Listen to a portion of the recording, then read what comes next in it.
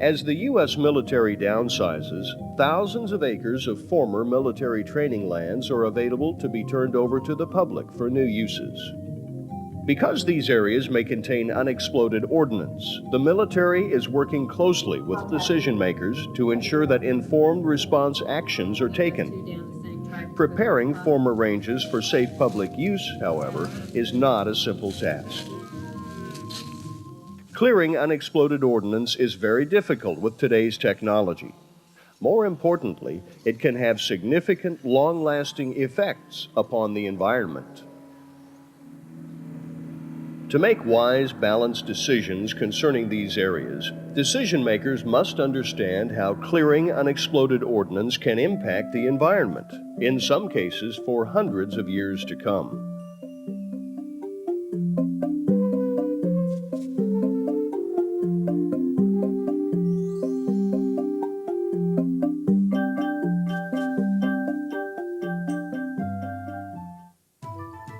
Ranges across this country have been used throughout the 19th and 20th centuries to train personnel to effectively protect the United States of America. In addition to keeping our country safe, this training has had two consequences: unexploded ordnance and environmental preservation.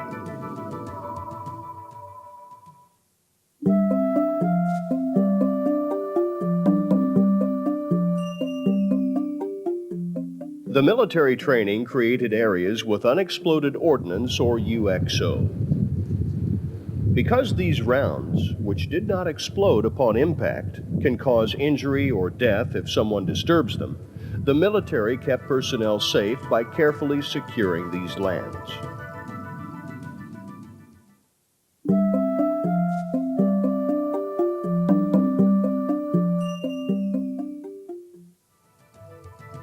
The second consequence from these training activities was environmental preservation.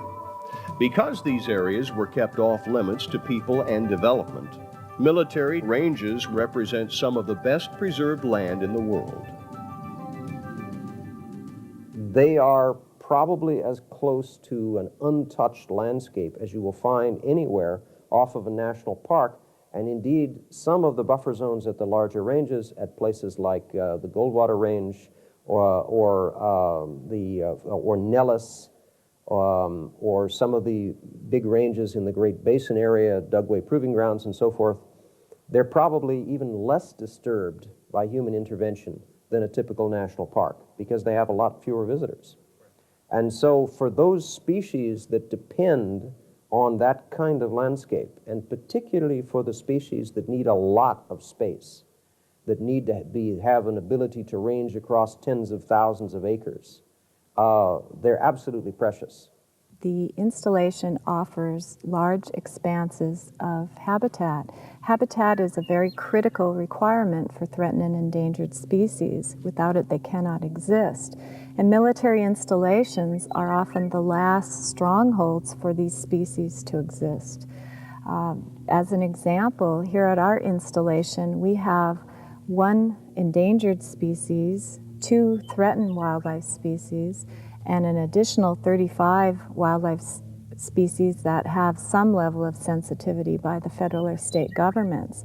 We also have 5 sensitive plant species and 7 sensitive natural communities. When evaluating the impacts that military training has on threatened and endangered species, outwardly it might appear that military training is highly destructive in nature. However, in reality, these actions are usually temporary, they're short in duration, they're reviewed beforehand, and they're highly regulated. We have several mandates that require us to conserve wildlife species as well as natural resources here at the installation. We are required to comply with all of these laws and regulations, and we're held strictly accountable to them, much more strictly than non-governmental agencies are.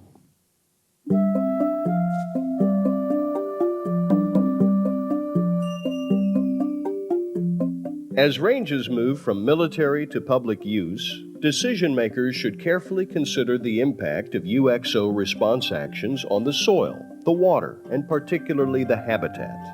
Decision makers, therefore, need to understand how UXO clearance technologies work. One of the things we have to do first is to remove vegetation, to ensure that our UXO technology folks can actually see the UXO and the fragmented metal on the surface of the ground. Classically in the business, you remove vegetation by one of three different ways. Many impact areas at many ranges are routinely maintained by controlled burning. And what they do is that they set fires, and there are fire breaks and safeguards, and they burn the vegetation down to the ground. That's a very effective way because no one has to go into the impact area. You set the fires from the outside and it burns to the inside. The second way, again, not done so much anymore, but was routinely done in the 70s and the 80s, is to apply herbicides, whether it's something that would go in and kill the vegetation.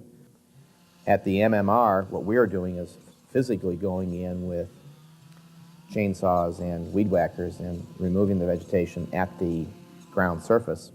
Once we've done that, the UXO folks go in and do what's called a surface clearance.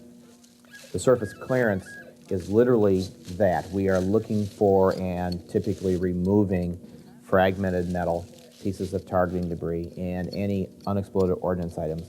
If it's a piece of debris, obviously they can simply take it out of the ground and go on to the next anomaly. But if they see it's a ordnance item, a UXO, they have to then go through a set of very precise procedures to identify whether this item is stable, whether it's an immediate threat, or whether it is something that can be transported. In many cases, they can't make the determination that it is stable, or they make the determination that it is unstable and it is unsafe to be moved, transported, or otherwise disturbed. So they have to, they use a term called blow it in place.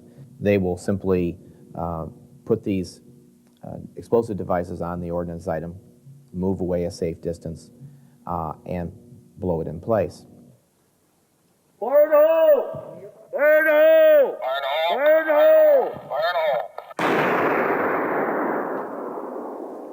Sometimes they will pile up sandbags around the item to be blown in order to minimize fragmentation and minimize noise into surrounding inhabited areas.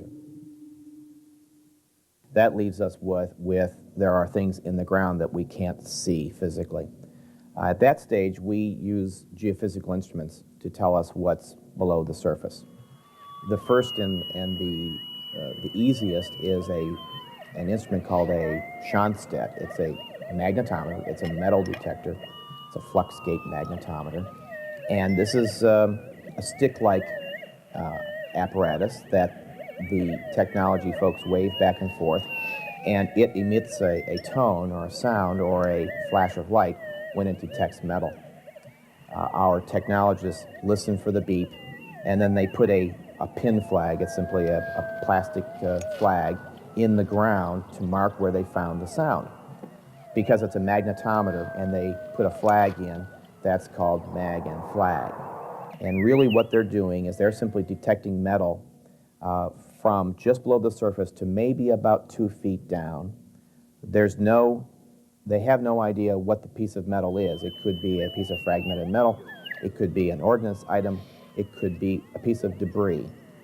So that leads us to a very significant problem of how do we know what this anomaly is? And there's only one way of finding out, and that's to interrogate it or excavate it or dig it up.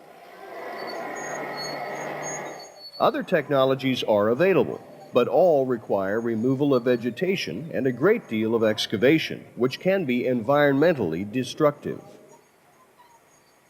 We have a fairly high confidence level in our detection technologies as a result of efforts that we've conducted from about 1994 to date. What we don't have a good handle on are discrimination technologies. In that regard, what I mean is that we can't really reliably identify what's in the ground, what an actual piece of ordnance might be in the ground. But our detection capability Some organizations, one government and several contractors that I can think of, have fairly reliable detection technologies in the 90+% range.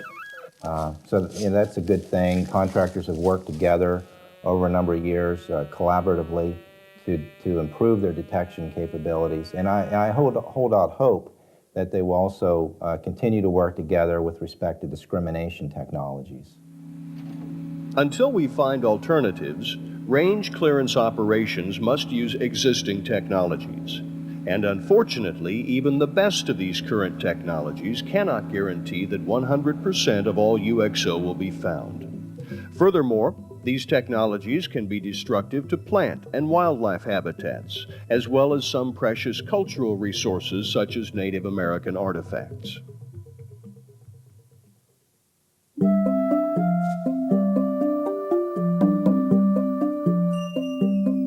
Due to the unique processes involved in creating the soil horizonation in this profile, which can take at least 800 to 1,500 years for these layers to form the way they are, the removal of UXO at a depth of 2 foot in this profile would destroy close to 1,500 years of soil profile development. Another soil that's very similar to this particular soil is called a berryland, which is much more poorly drained. And in fact, even within the Pocomoke Forest here in Worcester County, we have areas that support sphagnum moss and some pretty unique animals that are associated with that type of habitat. So then again, you're looking at a choice of not only are you disturbing an extremely unusual soil profile, you also are removing plants and animals, or the habitat for some plants and animals in those areas. Decision makers can help control the amount of environmental impact by making wise land use decisions. Let's look at how land use impacts the environment. If you plan to put a housing complex or a shopping center on the land, for instance, the Unexploded Ordnance must be cleared to allow construction personnel to dig deeply into the earth. If you think of soil as the foundation of life and where life is actually occurring within a soil profile, you can look at it from 2 points of view. You have animals and microorganisms that basically feed off the surface layer. Grasses dominantly feed off the surface layer. But then you look in a forest and you see tap roots that go down 10, 12 feet. So soil isn't just a 6-inch layer at the top of the ground. When I say soil supports life, there's life down to a great depth. So removal of UXO would in effect remove all the vegetation all down to a certain depth. And at that point, when you have exposed soil, you have increased or accelerated erosion versus leaving it in a natural state. Other land uses, such as agriculture, require more shallow digging into the soil and consequently less invasive UXO clearance. If the area will be used as a nature preserve, little UXO clearance may be necessary at all. Signs, barricades, and fences can be installed to keep people away from UXO and UXO away from people. Additionally, those living nearby can be educated about using these areas safely. It's important to keep in mind also that each former range generally has many acres that do not contain any UXO. Extensive UXO clearance and environmental destruction can be avoided by simply building in those areas where there is no UXO.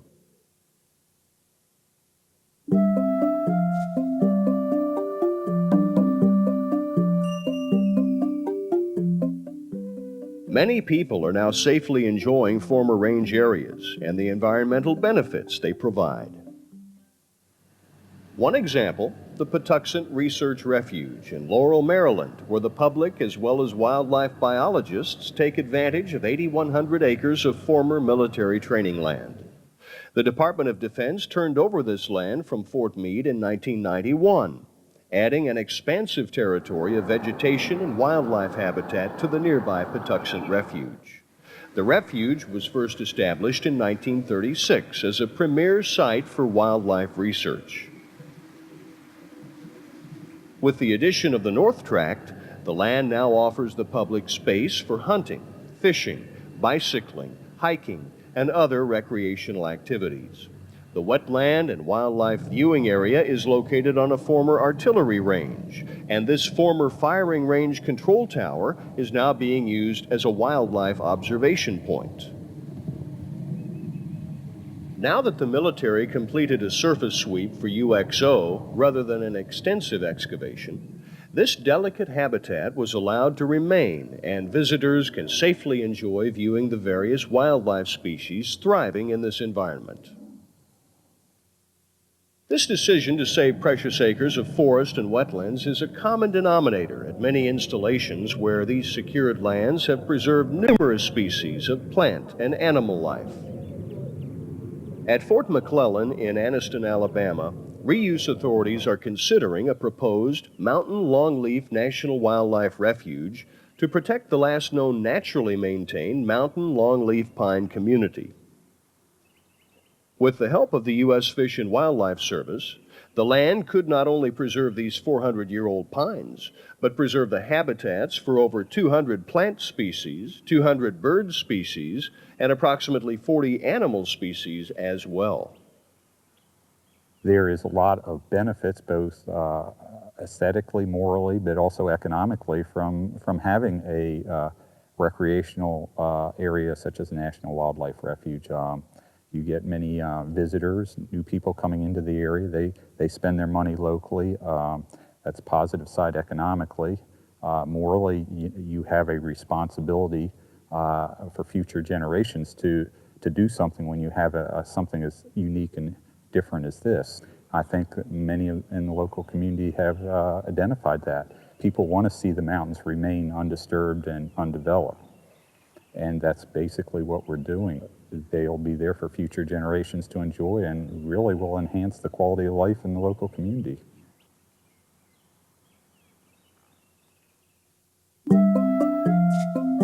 Through wise, balanced decision-making, these decision-makers can protect public safety and the environment.